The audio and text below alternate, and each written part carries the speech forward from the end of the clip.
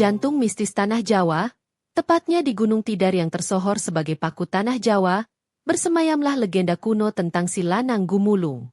Sosok gagah perkasa ini, yang namanya bermakna sang lelaki yang kekuatannya terhimpun dan dinamis, dikenal sebagai danyang atau penjaga gaib utama gunung tersebut. Kisahnya berkelindan erat dengan masa-masa awal penyebaran ajaran Islam di Pulau Jawa, terutama pertemuannya yang epik dengan Syekh Subakir, ulama utusan yang bertugas menyelaraskan kekuatan spiritual Nusantara demi kelancaran syiar. Legenda si Lanang Gumulung bukan hanya menawarkan cerita petualangan gaib, tetapi juga refleksi mendalam tentang pertemuan budaya, adaptasi spiritual, dan harmoni abadi antara kekuatan lama dengan cahaya baru yang datang atas ridho Allah. Di jantung Tanah Jawa, bersemayam sebuah gunung yang tidak terlalu menjulang tinggi namun syarat akan aura mistis dan sejarah panjang, yakni Gunung Tidar.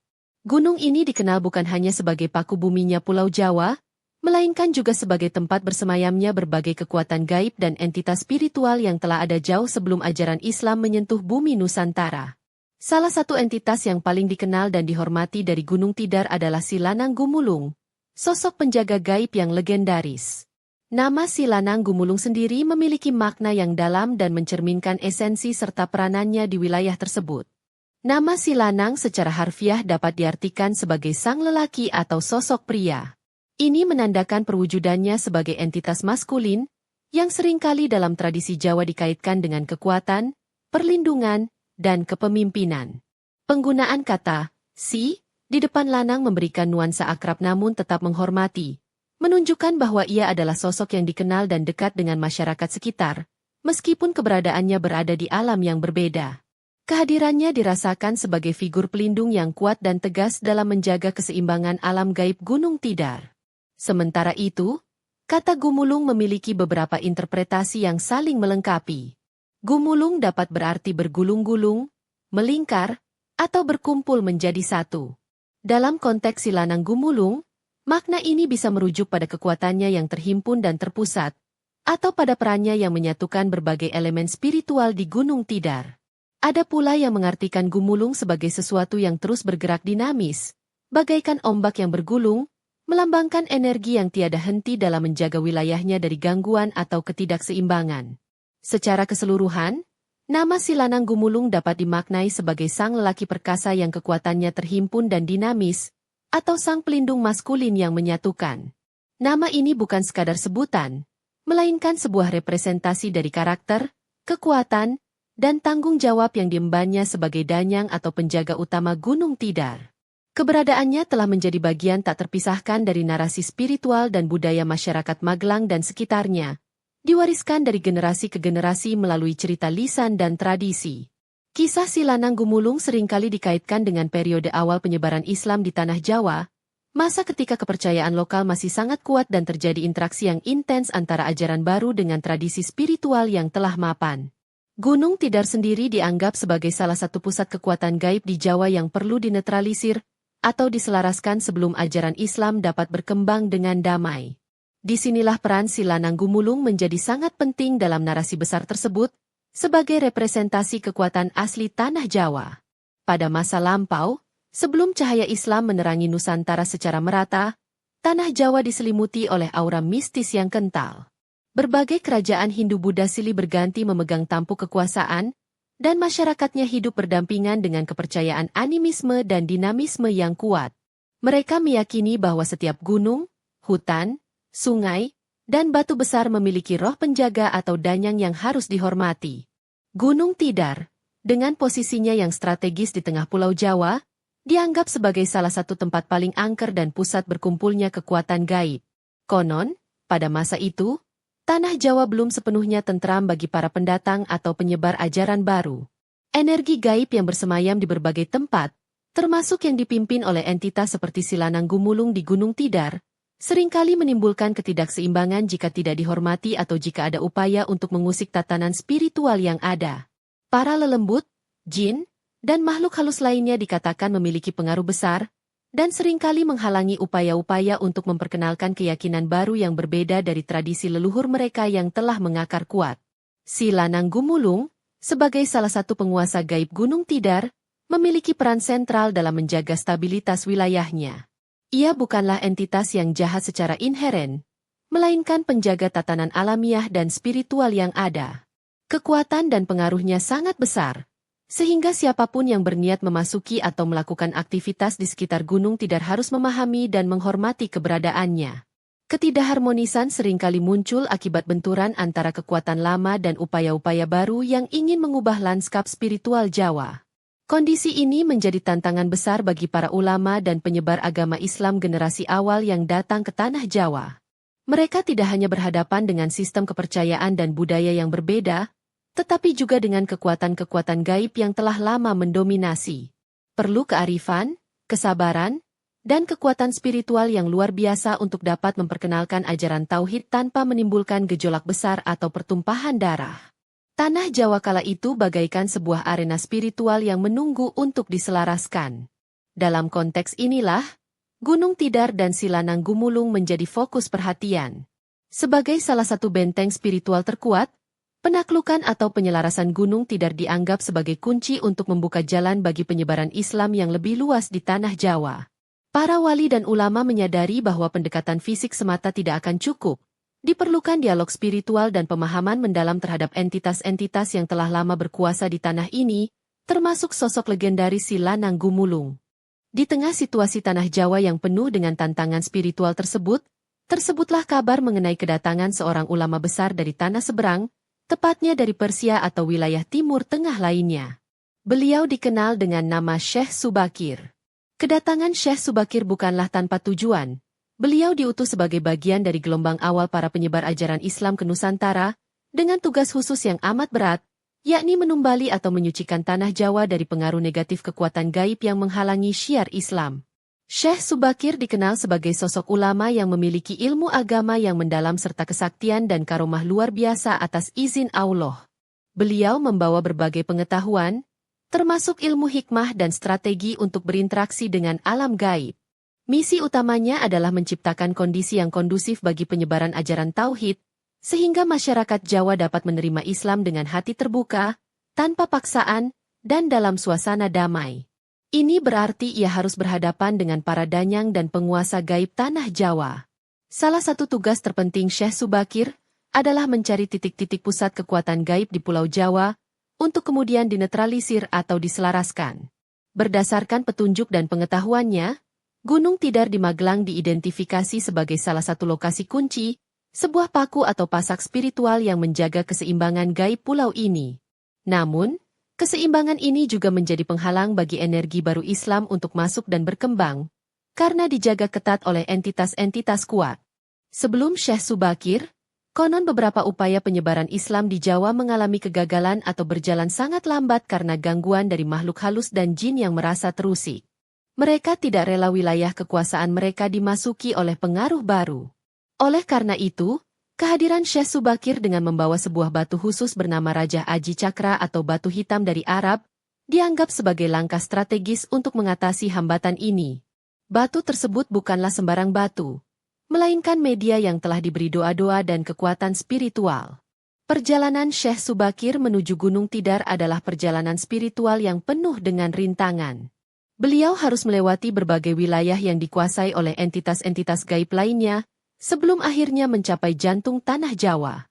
Dengan bekal keyakinan teguh kepada Allah dan ilmu yang dimilikinya, Syekh Subakir mempersiapkan diri untuk menghadapi penguasa gaib Gunung Tidar, yang salah satu sosok utamanya adalah Silanang Gumulung, demi tercapainya ridha Allah dalam menyebarkan agama yang lurus.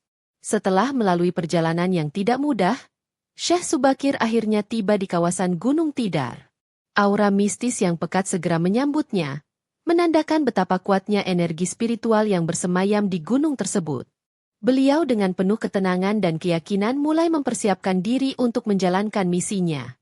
Tujuan utamanya bukanlah untuk memusnahkan, melainkan untuk menyelaraskan dan membuka jalan bagi cahaya ilahi agar dapat diterima dengan baik oleh penduduk dan alam tanah Jawa. Menurut berbagai versi legenda, pertemuan antara Syekh Subakir dan Silanang Gumulung, sebagai representasi penguasa gaib Gunung Tidar, tidak terhindarkan. Silanang Gumulung, yang merasakan kehadiran energi baru yang kuat dan berbeda, tentu tidak tinggal diam.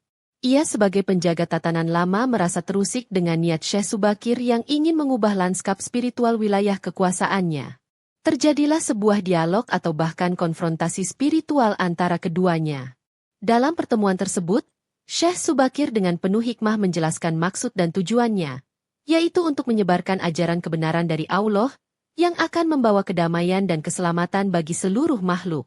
Beliau tidak bermaksud merusak atau mengganggu tatanan yang ada secara semena-mena, melainkan ingin mengajak kepada jalan yang lurus. Si Lanang Gumulung, dengan segala kekuasaan dan pengaruhnya, tentu memberikan argumen dan pertahanannya sendiri, mewakili perspektif kekuatan-kekuatan asli tanah Jawa. Konfrontasi yang terjadi bukanlah pertempuran fisik, melainkan adu kekuatan batin, argumen spiritual, dan pembuktian siapa yang membawa kebenaran yang lebih hakiki melalui karomah dan pertolongan Allah. Beberapa versi menyebutkan adanya pertarungan gaib yang dahsyat, di mana berbagai ilmu kesaktian dikeluarkan. Namun, inti dari pertemuan ini adalah dialog antara dua kekuatan besar yang mewakili dua zaman dan dua pandangan dunia yang berbeda. Akhirnya, melalui proses yang panjang dan penuh ujian spiritual, si Lanang Gumulung dan para pengikutnya dari bangsa jin dan lelembut lainnya, mulai menyadari ketinggian dan kebenaran ajaran yang dibawa oleh Syekh Subakir. Mereka menyaksikan sendiri bagaimana kekuatan doa dan keyakinan kepada Sang Pencipta Tunggal mampu mengatasi berbagai rintangan. Ini bukanlah tentang kalah atau menang secara mutlak, melainkan tentang tercapainya sebuah pemahaman dan kesepakatan. Setelah melalui dialog dan pembuktian spiritual yang intens, Syekh Subakir berhasil meyakinkan si Lanang Gumulung dan entitas gaib lainnya di Gunung Tidar tentang niat baiknya dan kebenaran ajaran yang dibawanya. Sebagai puncak dari proses ini, Syekh Subakir kemudian melaksanakan tugas utamanya, yaitu menanam tumbal atau pasak spiritual di puncak Gunung Tidar. Tumbal ini bukanlah sembarang benda, melainkan sebuah batu khusus yang telah diberi rajah dan doa, sering disebut sebagai batu aji cakra atau sejenisnya. Penanaman tumbal ini memiliki makna simbolis dan spiritual yang sangat dalam. Tujuannya adalah untuk menetralkan energi-energi negatif yang mungkin menghalangi penyebaran Islam, serta menciptakan semacam perjanjian atau kesepakatan dengan para penguasa gaib lokal. Dengan ditanamnya tumbal tersebut, energi Gunung Tidar menjadi lebih selaras dan kondusif bagi masuknya ajaran Tauhid. Ini bukan berarti kekuatan gaib si Lanang Gumulung lenyap, melainkan terjadi sebuah transformasi dalam perannya. Salah satu inti dari perjanjian gaib yang terjadi adalah bahwa si Lanang Gumulung beserta para pengikutnya tidak akan mengganggu proses penyebaran Islam di tanah Jawa. Mereka bahkan, dalam beberapa versi, bersedia untuk turut menjaga keharmonisan dan kedamaian, selama tatanan alam dan spiritual yang baru ini tetap menghormati keberadaan mereka. Syekh Subakir pun berjanji bahwa ajaran Islam akan disebarkan dengan cara yang damai, dan menghargai kearifan lokal yang tidak bertentangan dengan prinsip tauhid. Proses penumbalan ini diyakini sangat dahsyat. Konon, saat batu tersebut ditancapkan, terjadi goncangan dan gejolak di alam gaib. Para jin dan lelembut yang tidak mau tunduk atau menerima perjanjian tersebut terpaksa menyingkir dari Gunung Tidar dan menyebar ke berbagai penjuru, mencari tempat tinggal baru. Namun, si Lanang Gumulung, sebagai pemimpin yang bijaksana, memilih jalan keselarasan demi kebaikan yang lebih besar bagi tanah Jawa di masa depan. Dengan tertanamnya tumbal tersebut, Gunung Tidar yang semula dianggap sangat angker dan menjadi penghalang, kini berubah menjadi tempat yang lebih terbuka dan aman bagi para penyebar agama. Misi Syekh Subakir di Gunung Tidar dianggap berhasil. Ini menjadi tonggak penting dalam sejarah penyebaran Islam di Jawa, menunjukkan bahwa pendekatan spiritual dan dialog mampu mengatasi rintangan yang tampaknya mustahil, berkat ridha dan pertolongan Allah.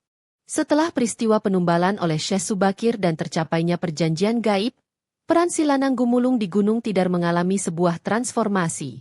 Ia tidak lagi menjadi penghalang bagi syiar Islam, melainkan menjadi sosok penjaga yang selaras dengan tatanan spiritual baru yang mulai terbentuk. Kekuatan dan pengaruhnya tetap ada, namun kini lebih terarah untuk menjaga keseimbangan dan kedamaian di wilayahnya, dalam koridor kesepakatan yang telah dibuat. Si Lanang Gumulung tetap dihormati sebagai danyang atau penjaga gaib Gunung Tidar. Masyarakat lokal, meskipun secara bertahap mulai memeluk Islam, tidak serta-merta melupakan keberadaan entitas spiritual yang telah lama ada.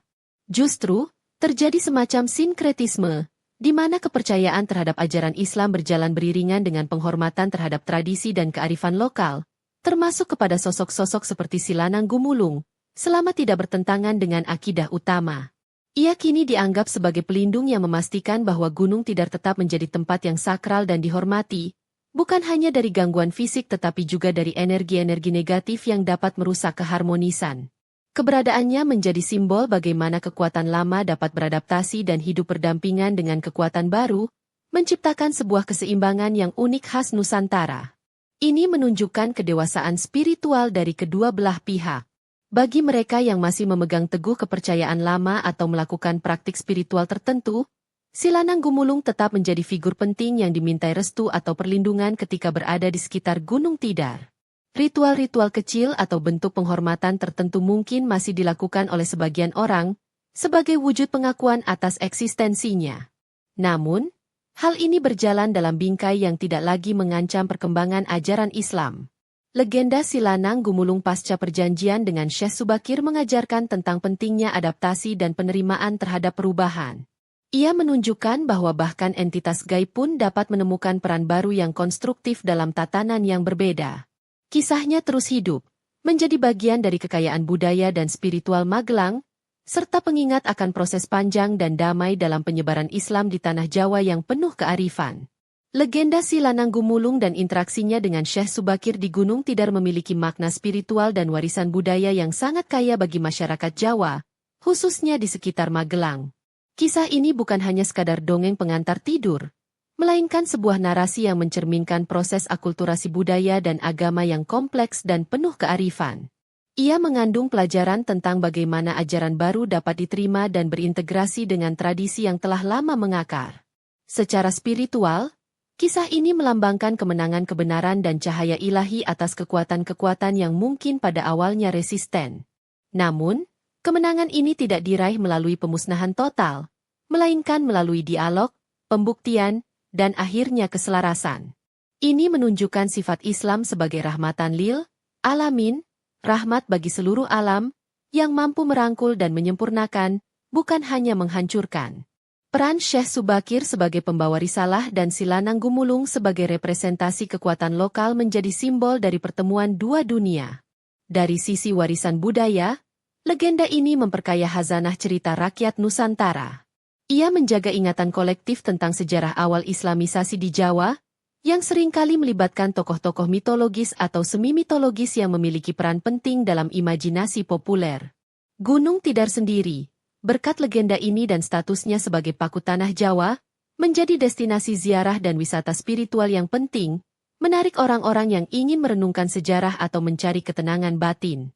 Makna nama si Lanang Gumulung, yaitu sang lelaki perkasa yang kekuatannya terhimpun dan dinamis, juga tetap relevan. Ia mengajarkan tentang pentingnya kekuatan yang terpusat dan terarah untuk tujuan yang baik, serta kemampuan untuk beradaptasi dan bergerak mengikuti perubahan zaman, seperti air yang menggulung. Sifat maskulin yang dilambangkan oleh si Lanang juga bisa diartikan sebagai ketegasan dalam menjaga prinsip, namun tetap bijaksana dalam bertindak. Kisah ini juga menjadi pengingat akan pentingnya menghormati alam dan entitas yang ada di dalamnya. Meskipun dalam kerangka tauhid yang kuat, kearifan lokal yang mengajarkan untuk tidak merusak alam dan menjaga harmoni dengan lingkungan tetap dijunjung tinggi. Si Lanang Gumulung, dalam perannya sebagai penjaga gunung, secara tidak langsung menyampaikan pesan tentang konservasi dan keseimbangan ekosistem, baik fisik maupun spiritual, yang harus selalu dijaga. Meskipun berasal dari masa lampau, legenda si Lanang Gumulung masih memiliki relevansi yang kuat di masa kini. Dalam era modern yang serba cepat dan seringkali mengabaikan nilai-nilai spiritual, kisah ini mengajak kita untuk kembali merenungkan pentingnya keseimbangan, harmoni, dan kearifan dalam menghadapi perubahan. Ia mengingatkan bahwa kemajuan tidak harus berarti tercerabut dari akar budaya dan sejarah. Salah satu relevansi utama adalah pesan tentang dialog dan toleransi. Pertemuan antara Syekh Subakir dan si Lanang Gumulung, meskipun diawali dengan potensi konflik, akhirnya mencapai kesepakatan melalui dialog dan saling pengertian. Ini adalah pelajaran berharga bagi masyarakat modern yang seringkali dihadapkan pada perbedaan pandangan, keyakinan, atau budaya. Kemampuan untuk berdialog dan mencari titik temu jauh lebih konstruktif daripada konfrontasi yang merusak. Kisah ini juga mengajarkan tentang adaptasi. Si Lanang Gumulung, yang pada awalnya mungkin resisten terhadap perubahan, akhirnya mampu beradaptasi dan menemukan peran baru dalam tatanan yang berbeda. Ini adalah cerminan bahwa setiap individu atau kelompok perlu memiliki fleksibilitas dan kemampuan untuk menyesuaikan diri dengan perkembangan zaman, tanpa kehilangan jati diri sepenuhnya, melainkan mentransformasikannya menjadi sesuatu yang tetap bermakna. Dari perspektif kepemimpinan, baik Syekh Subakir maupun Si Lanang Gumulung menunjukkan kualitas pemimpin yang bijaksana. Syekh Subakir dengan hikmahnya dalam menyebarkan ajaran, dan Si Lanang Gumulung dengan keputusannya untuk menerima perubahan demi kebaikan yang lebih luas. Keduanya mengutamakan kedamaian dan harmoni jangka panjang di atas ego atau kepentingan sesaat. Ini adalah teladan bagi para pemimpin di berbagai tingkatan. Warisan Si Lanang Gumulung juga mengingatkan kita akan kekayaan budaya spiritual Nusantara. Penting bagi generasi sekarang dan mendatang untuk terus mempelajari, menghargai, dan melestarikan cerita-cerita rakyat dan legenda seperti ini. Bukan untuk menyembahnya, tetapi untuk mengambil hikmah dan nilai-nilai luhur yang terkandung di dalamnya, sebagai bagian dari identitas bangsa yang besar dan beragam. Kisah legenda Si Lanang Gumulung mengajarkan kepada kita bahwa setiap perubahan besar seringkali membutuhkan dialog, kearifan, dan kesediaan untuk beradaptasi dari semua pihak. Kekuatan sejati tidak selalu terletak pada kemampuan untuk menaklukkan, melainkan pada kemampuan untuk mencapai keselarasan dan harmoni. Menghormati masa lalu, memahami masa kini, dan bijaksana melangkah ke masa depan adalah kunci untuk menjaga keseimbangan hidup. Sebagaimana Gunung Tidar yang tetap kokoh menjadi pasak spiritual tanah Jawa, dengan Si Lanang Gumulung sebagai salah satu penjaga abadinya yang telah menemukan tempatnya dalam narasi besar keilahian atas izin Allah yang Maha Kuasa. Hendaklah kita senantiasa mencari ridha Allah dalam setiap tindakan, dan menjaga amanah yang diberikan dengan penuh tanggung jawab. Demikianlah kisah ini diceritakan, segala kebenaran detailnya kita kembalikan kepada Allah, Tuhan pemilik kisah kehidupan.